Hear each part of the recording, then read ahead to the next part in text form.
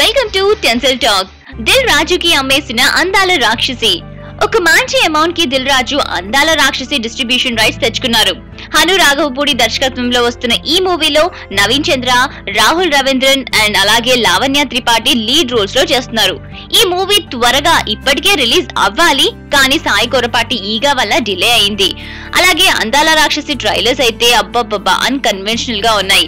గతంలో ఈ director credit లో ఒక షార్ట్ ఫిల్మ్ ఉంది అండ్ ఈ షార్ట్ ఫిల్మ్ పై అందరి అటెన్షన్ తో పాటుగా రాజమౌళి కూడా బాగా అటెన్షన్ చూపించారు అండ్ నచ్చేసింది కూడా ఆయనకి.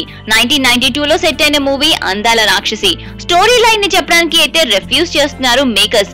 బట్ హను మాత్రం ఇలా చెప్పారు, ఒకవేళ ఈ మూవీ ఎలా ఉంటుంది అని నన్ను అడిగితే అది భూమి, సూర్యుడు, చంద్రుడు మధ్య లవ్ అఫేర్ లా ఉంటుంది అన్నారు. మరి తెలుసుకోవాలంటే కొన్ని రోజులు ఆగాల్సిందే. బట్ ఇలాంటి అప్డేట్స్ తెలుసుకోవాలి అంటే just stay tune to indiaglis.com.